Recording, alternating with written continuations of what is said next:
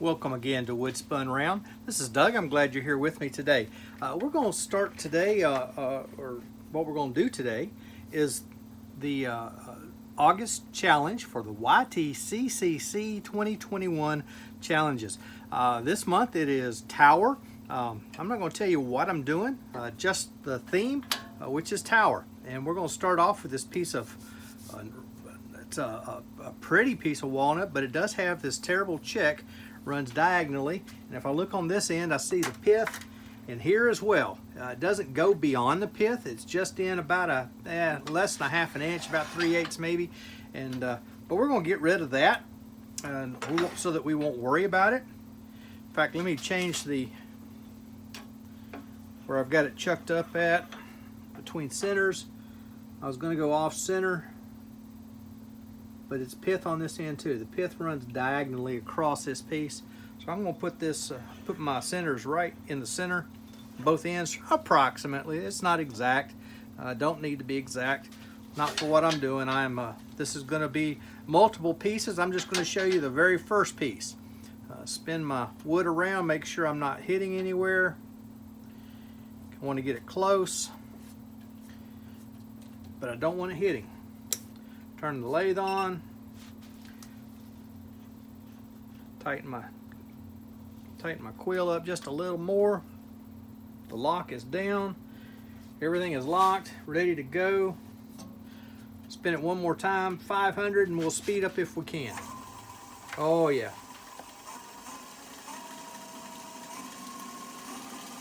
That's 1,000, we'll stop there. Let's rough it out.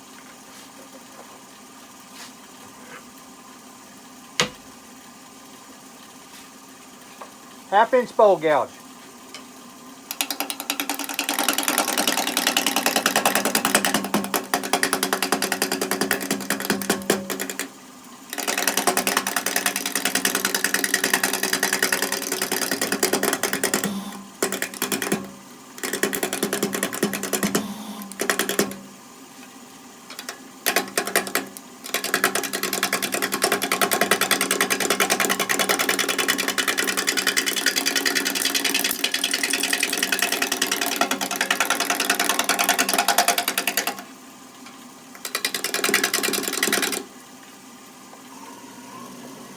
(1400 RPMs).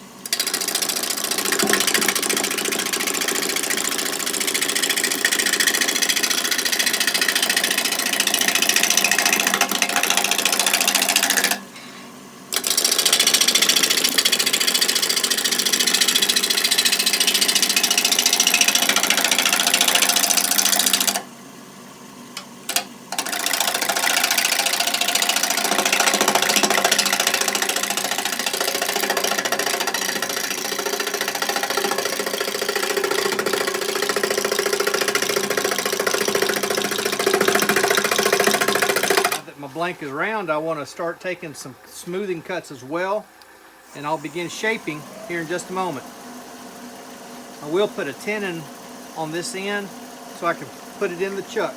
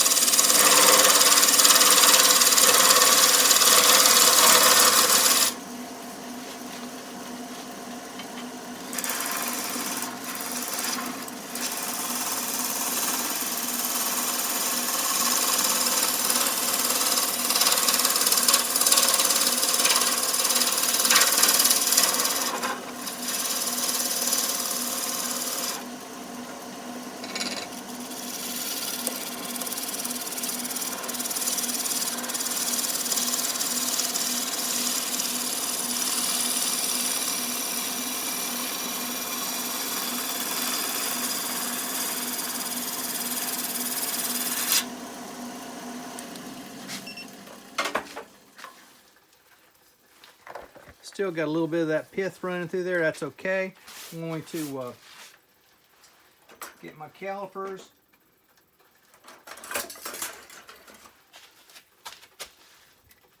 I'm checking on this drive center that I use from time to time.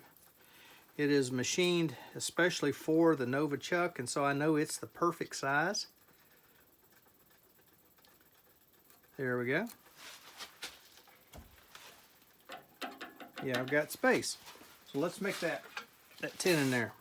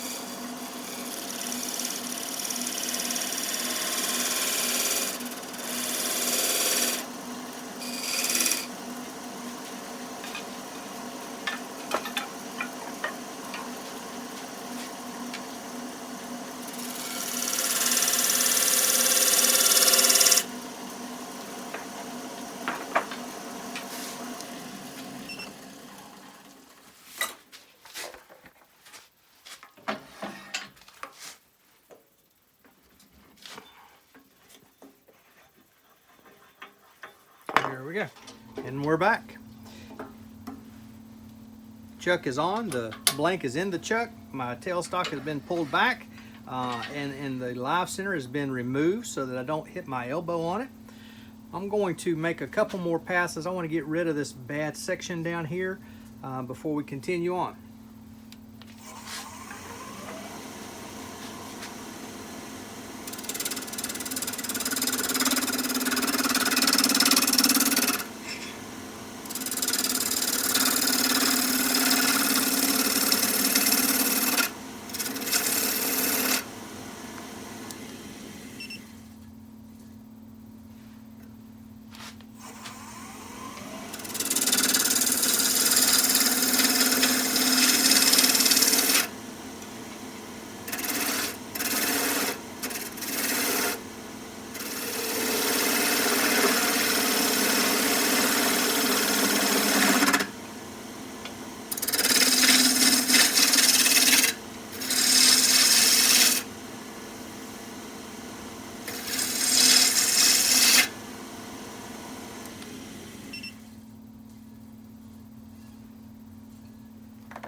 Alright, looks like we have cleaned up that little section that was right on the edge here.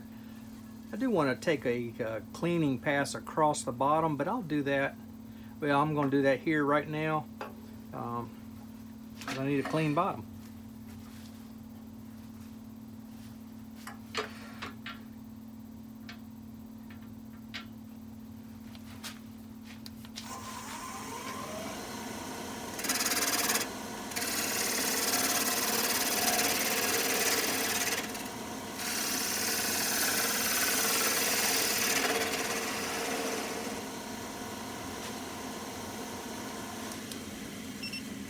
While we're at this point, I want to go ahead and do a little bit of hollowing, and to do that I'm going to move my tailstock so that I can keep my I want to keep the angle that we've got right now. There we go. Now let's do some hollowing. Okay, you're in a new position. Let's continue on and we'll hollow this out just a bit more. Face shield down.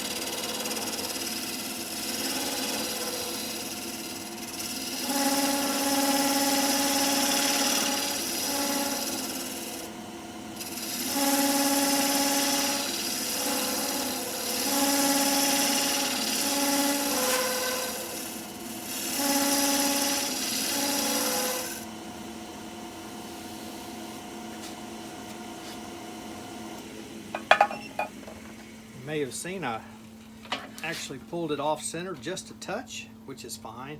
I was just about through. I've done all the hollowing I really want to do.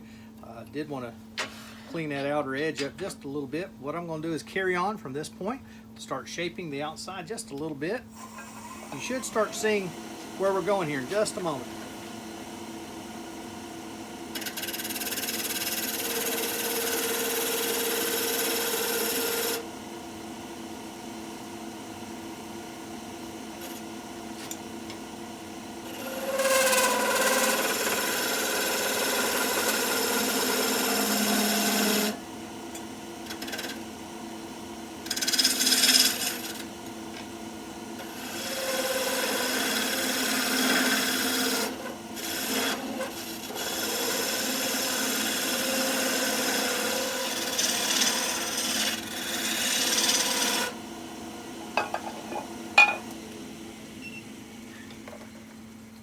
Stop here and put it back in the chuck where it's come loose.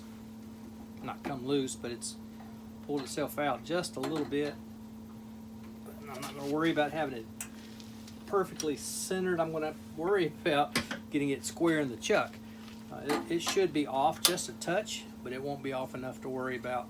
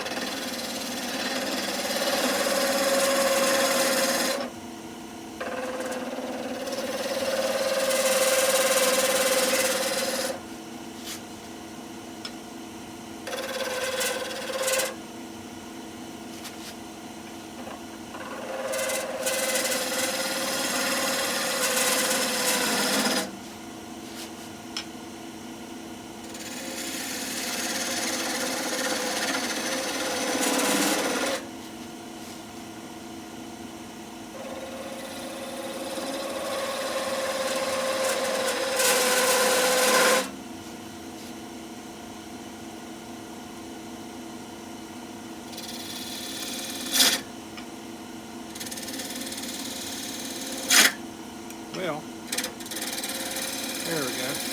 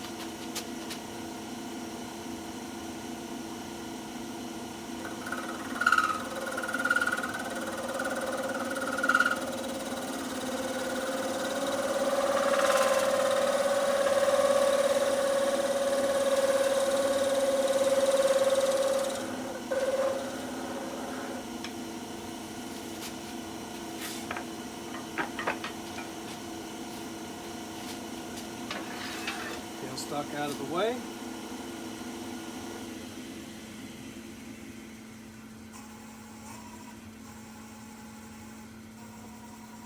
All right, we'll bring you back here in just a moment after I've sanded a bit.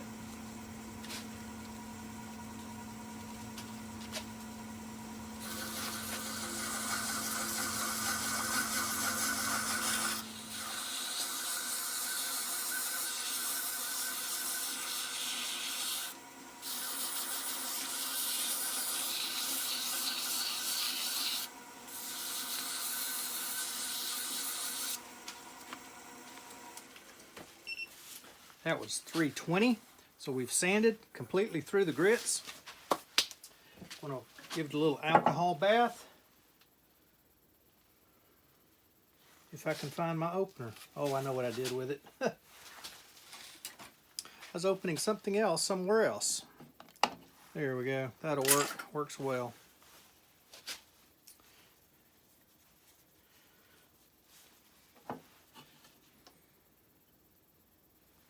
Little piece, it won't take much, but I do want to wipe off the sanding dust. That 320 is really fine. We sanded inside and out. Started at 100 on this one. I'm not sure what kind of shape it's going to end up being, this composition. But you're beginning to see the idea, and I'll give you more here in just a moment. All right, take another piece of paper towel, and we're going to go through my normal finishing process of abrasive. After 320, we give it an alcohol bath to get the dust out of the pores, and then abrasive paste. Up until now, for the last year and a half, 2 years, I've been using some homemade abrasive paste. My father, my brother-in-law, and I got together. They started, and then we're having some issues, and I came in kind of late, but I helped them with formulation a little bit, and we got it. And it was really good. I liked it. It worked really well. I've used all of that I had. Instead of making more, I wanted to use what I have already. And I already had some Axe paste. This is Axe. And we're going to stay with Axe. We're going to use it up. And once I'm through with Axe, I'm going to use another brand. But the whole principle is you put it on, you rub it a while, rub it in, let that abrasive grit do its thing. And then once you've done that, you turn your lathe on slowly. This is it. It says 200. I think my speeds are in the ballpark. About as good as they are.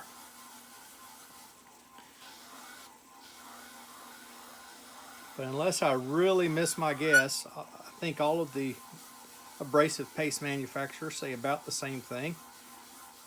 Apply it, rub it in for a while, run your lathe slowly to continue rubbing it in and let that abrasive do its work. And you can already see this walnut has already taken on a beautiful brown color. We'll start speeding it up. Still using that same section of the paper towel. But I'm going to be doing this a while. I'll speed up a couple of more times, still using that spot, that same spot of the paper towel, and then once I get up above 500 or 600, I'll start getting clean sections of paper towel, wiping it off, getting it ready for a wax. With the Axe, it's called polishing and restoring paste. So I'll bring you back when we get to that. Just finishing up here with the Axe abrasive paste. Anybody remember what it is I was supposed to do before I did the Axe polishing paste? I did the alcohol bath. What was I supposed to do next? I left something out. That's right, I left out the sanding sealer. Now, Glenn Sr., who is the maker of Yorkshire Grit, he says not to worry if you forget, do another application of grit. That's what I've done. I've put a second coat of the Axe abrasive paste on here. And let me tell you, I thought it was good before I did the second application. It's loads better now. It's smoother all the way around. There's more sheen in the wood that I can see. I can put that towel on there against that wood. I'm barely touching that wood, and it is not pulling that paper towel out of my hand. So I like it. I liked what I had before, but I like this as well. That's it for the abrasive paste.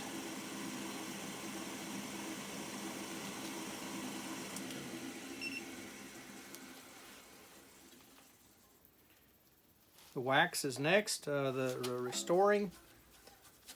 polishing restoring paste, as they call it. It's wax. Doesn't take much. Spread it around, rub it in good. And then the secret with all waxes is to let it rest, let the thinners gas off, and the wax itself start to tack up before you start to buff it off. The label's on here. This Axe Restoring and Finishing Paste, it is made up of mineral oil, beeswax, carnauba wax, and it is labeled as non-toxic. Food safe, in other words. So, I'll bring you back as we're getting ready to buff.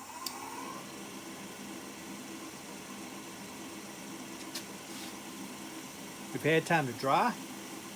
The wax has. Now it's time to buff it a little bit. Not a lot of pressure, simply letting the speed of the lathe and the paper towel do the work.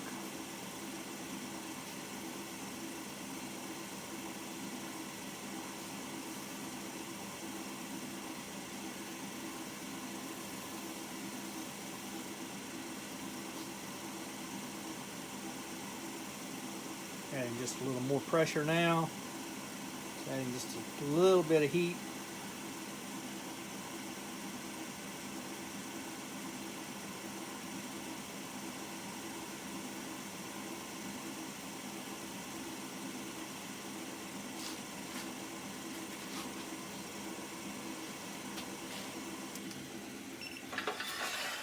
Bring my tool rest back up.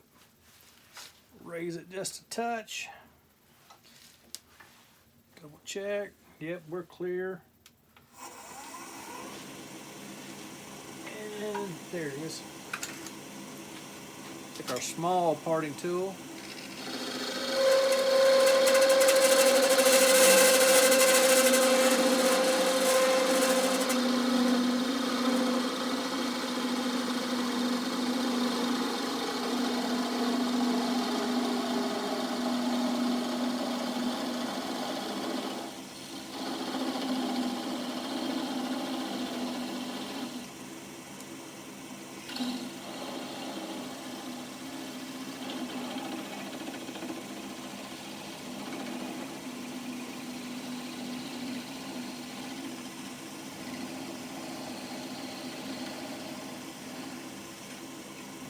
All right, there you have it. That is part one. We're going to make several more of these, and then I'll show you what we're going to do with them as we get to the end. We'll be back just a little later. Well, I guess I told you a story. Didn't mean to, just forgot. Told you I'd bring you back when we were ready to assemble. You see one of the little bells that I made. This is the top one. It's been sanded on the top, completely smooth, and it's been buffed up.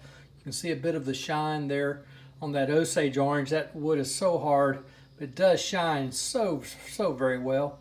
But there's a second bell, and a third, and a fourth, and a fifth, and a sixth, and a seventh. 7 bells in total. This is my tower entry, or my entry into the YTCCC 2021 challenge for the month of August, which is tower. And there you see my tower. It's a bell tower. After seeing in the news, one of the churches just north of where I live was having to take their bell tower down, and people have been raising money trying to save it. This just kind of came into my mind last minute. I changed from what I was going to do. This is so much better project. But here we have 7 bells making a bell tower. Hope you've enjoyed it. This is Doug at Wood Spun Round. Join us in the September challenge. Robert Hodgepodge has given us the challenge of balance. So for September, be watching for pieces showing balance. You can see all of the videos, many of them on my website, or excuse me, on my channel, under the playlist of YTCC 2021 challenge, but you can see every one of them on Daniel Dubois' channel under his playlist, YTCCC 2021. He keeps a running list of every one of them. Hope you enjoy them. This is Doug at Wood Spun Round. Hope you're able to spin them around.